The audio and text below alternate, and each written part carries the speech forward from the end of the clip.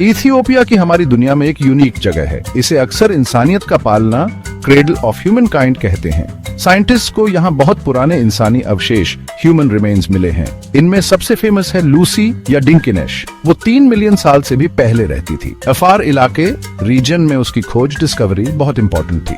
इससे पता चला कि इथियोपिया का हमारे सबसे पुराने पुरखों, अर्लीस्ट एंसेस्टर्स से कितना गहरा कनेक्शन है। ये जमीन शुरुआती इंसानी विकास, अर्ली ह्यूमन एवोल्यूशन का एक मंच, स्टेज थी। और भी कई फॉसिल्स मिले हैं। इनसे हमें अपने बहुत पुराने पास्ट को समझने में मदद, हेल्प मिलती है। बड़े बड़े साम्राज्यों, ग्रेट किंगडम्स से पहले शुरुआती लोग, अर्ली पीपल्स इथियोपिया में रहते थे। उन्होंने औजार, टूल्स बनाए और बस्तियां, कम्युनिटीज बसाई। आर्कियोलॉजिकल सबूतों, एविडेंस से पुरानी बस्तियों, एंशिएंट सेटलमेंट्स का पता चलता है। ये लोग शिकार, हंट करते थे और खाना जमा, गैदर करते थे। बाद में उन्होंने उपजाऊ जमीनों, फर्टाइल लैंड पर खेती, फार्म करना शुरू किया। इससे जिंदगी जीने के और ज्यादा सेटल तरीके शुरू हुए। कई सदियों, सेंचुरीज में छोटे छोटे समाज, सोसाइटीज बने। उन्होंने आगे चलकर बनने वाले राज्यों, फ्यूचर स्टेट्स की नींव, फाउंडेशंस रखी। ये शुरुआती संस्कृतियां, अर्ली कल्चर्स बहुत डिवर्स थीं। उन्होंने इथियोपिया के अलग अलग तरह के इलाकों, वेरिड लैंडस्केप्स, ऊंचे पहाड़ों, हाईलैंड्स से लेकर नीचे मैदानों, लोलैंड्स तक खुद को ढाला, अडेप्टेड।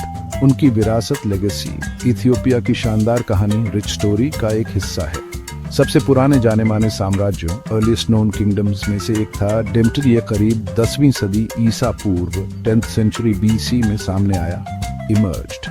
डेम्ट्री उस जगह पर था लोकेटेड जो आज का उत्तरी इथियोपिया और एरिट्रिया है। इसके साउथ अरेबिया के साथ ताल्लुकात, कनेक्शंस थे।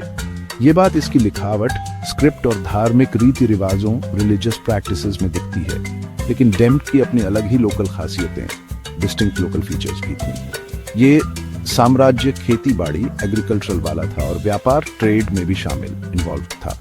यह जैसी इंपॉर्टेंट जगह, साइट्स, इसकी तरक्की याफ्ता सभ्यता, एडवांस्ड सिविलाइजेशन को दिखाती है। यहाँ में एक बहुत शानदार पुराना मंदिर, इंप्रेसिव एंशिएंट टेम्पल है। DMT आखिरकार खत्म, डिक्लाइंड हो गया, लेकिन इलाके, रीजन में उसका असर, इन्फ्लुएंस बना रहा। इन्हीं शुरुआती जड़ों, अर्ली रूट्स से महान अक्सुम साम्राज्य, ग्रेट किंगडम ऑफ अक्सुम उभरा। अक्सुम ने पहली सदी ईस्वी, 1st सेंचुरी AD के आसपास ताकत बढ़ानी, ग्रो इन पावर शुरू की। ये एक बड़ा कारोबारी साम्राज्य, मेजर ट्रेडिंग एम्पायर बन गया। इसका इलाका, टेरिटरी, रेड सी के पार, अरेबियन पेनिनसुला के कुछ हिस्सों तक फैला हुआ था। अक्सुम ने जरूरी कारोबारी रास्तों, वाइटल ट्रेड रूट्स पर कब्जा कंट्रोल कर रखा था। हाथी दांत, आइवरी, सोना, गोल्ड और मसालों, स्पाइसेस जैसा सामान, गुड्स इसके बंदरगाहों, पोर्ट्स से होकर गुजरता था। अक्सुम के लोग माहिर कारीगर, स्किल्ड बिल्डर्स और इंजीनियर थे। उन्होंने अपनी खुद की लिपि, स्क्रिप्ट, गेज भी बनाई, डेवलप्ड। इस साम्राज्य, किंगडम ने पुरानी दुनिया, एंशिएंट वर्ल्ड में बहुत अहम भूमिका, क्रूशियल रोल निभाई। इसकी विरासत, लेगेसी आज भी दिखाई देती, विजिबल है। एक्सुमाइट एम्पायर अपनी पीक पर पहुंचा 3rd और 6th सेंचुरीज AD के बीच में। यह अक्सुम के लिए एक सच्चा गोल्डन एज था।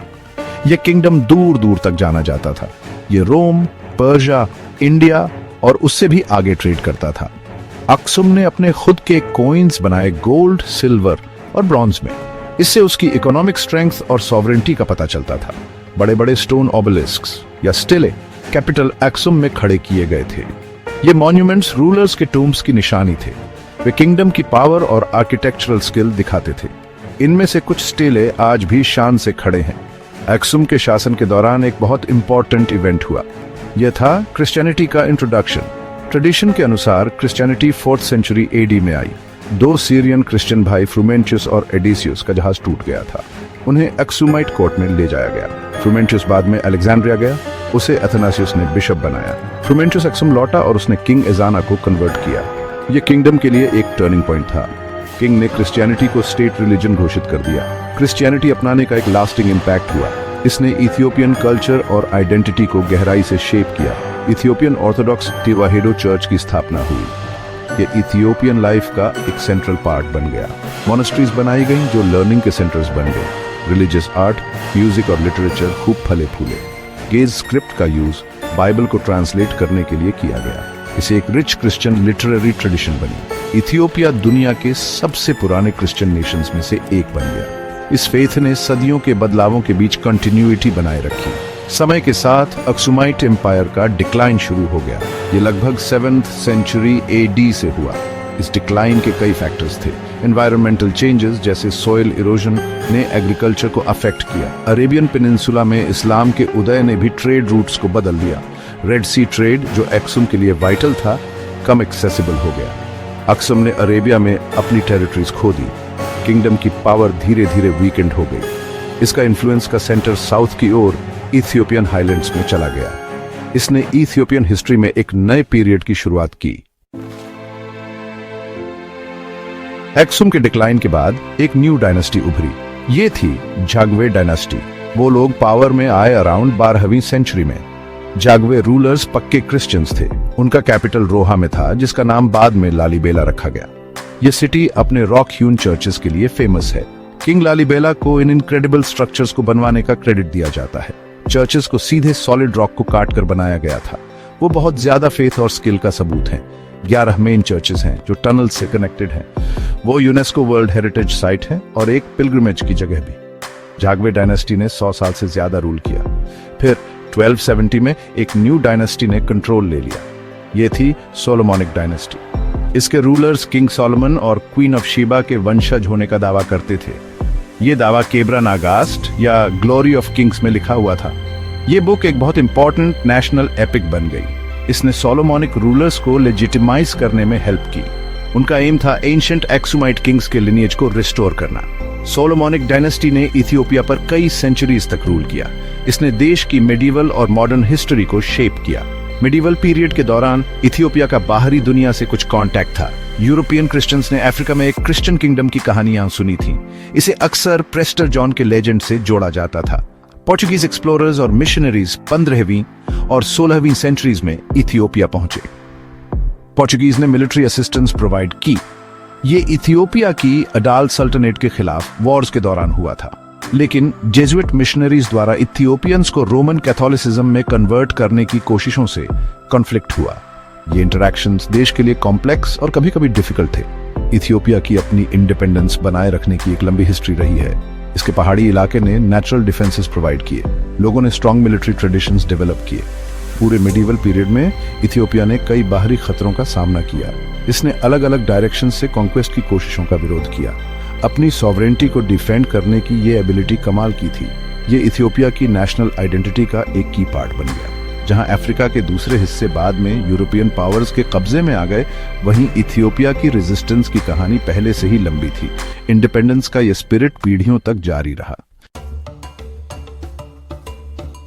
19वीं सदी के आखिर में स्क्रैम्बल फॉर अफ्रीका देखा गया। यूरोपियन पावर्स ने ज्यादातर कॉन्टिनेंट को आपस में बांट लिया। इटली ने इथियोपिया को कॉलोनाइज करने की कोशिश की, मगर इथियोपिया ने जबरदस्त मुकाबला किया। एम्परर मेनेलिक टाइबी और एम्प्रेस टाइटू बेटुल ने इस रेजिस्टेंस को लीड किया। 1896 में इथियोपियन फोर्सेस ने इटालियंस को हरा दिया। ये हुआ ऐतिहासिक बैटल ऑफ ADWA में। ये जीत बहुत ही सिग्निफिकेंट थी। इसने ये पक्का किया कि इथियोपिया की सॉवरेनिटी बनी रहे। ये कॉलोनियलिज्म के खिलाफ लड़ रहे दूसरे अफ्रीकन देशों के लिए एक इंस्पिरेशन थी। इथियोपिया अफ्रीकन आजादी का एक सिंबल बनकर खड़ा हुआ। एम्परर हेले सेलासी आय 1930 में सत्ता में आए। उन्होंने इथियोपिया को मॉडर्नाइज करने की कोशिश की। उन्होंने एक कॉन्स्टिट्यूशन इंट्रोड्यूस किया और लीग ऑफ नेशंस को ज्वाइन किया, मगर उनके शासनकाल में रुकावट आई। 1935 में इटली ने मुसोलिनी के अंडर इथियोपिया पर फिर से हमला किया। इस बार उन्होंने मॉडर्न हथियार इस्तेमाल किए, पॉइजन गैस समेत। ये ऑक्यूपेशन 5 साल तक चला। इथियोपियंस ने एक दिलेर रेजिस्टेंस मूवमेंट चलाया। ब्रिटिश मदद से 1941 में इथियोपिया आजाद हो गया। हाइले सेलासी गद्दी पर वापस लौटे। उन्होंने देश को डेवलप करने की अपनी कोशिशें जारी रखी। 1974 में एक मिलिट्री कू ने एम्परर हाइले सेलासी को गद्दी से हटा दिया। दर्ग के नाम से मशहूर सैनिकों की एक कमेटी ने सत्ता पर कब्जा कर लिया। मेजर मेंगिस्टू हाइले मरियम इसके लीडर बने। डेयर्जी ने इथियोपिया को एक सोशलिस्ट स्टेट घोषित किया। इसने बड़े लैंड रिफॉर्म्स लागू किए और इंडस्ट्रीज को नेशनलाइज कर दिया। ये दौर पॉलिटिकल टर्मोइल वाला था। इसमें रेड टेरर शामिल था, जो विरोधियों के खिलाफ एक वायलेंट कैंपेन था। इथियोपिया ने सीवियर फैमिन्स और लंबे चलने वाले सिविल वॉर्स भी झेले। इन कॉन्फ्लिक्ट्स में एरिट्रिया और टिग्रे के कई आर्म्ड ग्रुप्स शामिल थे। दर्ग का शासन 1991 तक चला। 1991 में रेबल फोर्सेस ने डेर्ग को सत्ता से हटा दिया। इससे एक नए पॉलिटिकल दौर की शुरुआत हुई। मेल्स जनावी एक डोमिनेंट फिगर बने। इथियोपिया ने एक नया कॉन्स्टिट्यूशन अपनाया। इसने एथनिक फेडरलिज्म का एक सिस्टम शुरू किया। देश ने पिछले कुछ दशकों में सिग्निफिकेंट इकोनॉमिक ग्रोथ देखी है, मगर इसे कई चैलेंजेस का भी सामना करना पड़ता है। इनमें पॉलिटिकल टेंशंस और अंदरूनी कॉन्फ्लिक्ट्स शामिल हैं। इथियोपिया जबरदस्त एथनिक डाइवर्सिटी वाली जमीन है। यहाँ 80 से ज्यादा अलग अलग एथनिक ग्रुप्स रहते हैं। हर एक की अपनी भाषा और अपने रीति रिवाज हैं। इस डाइवर्सिटी को मैनेज करना और शांति और डेवलपमेंट सुनिश्चित करना एक अहम काम बना हुआ है।